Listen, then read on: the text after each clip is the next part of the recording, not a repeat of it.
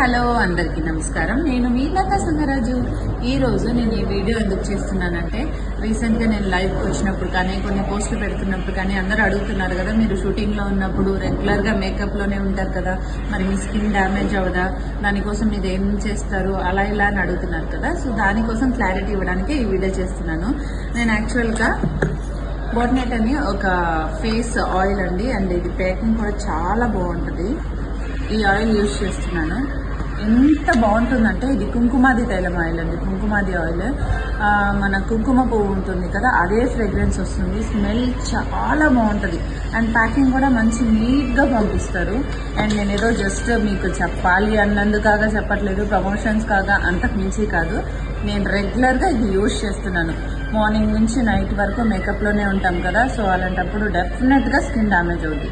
So ఆ డ్యామేజ్ని కొంచెం తగ్గించుకోవడం కోసమే నేను ఇది యూజ్ చేస్తున్నాను.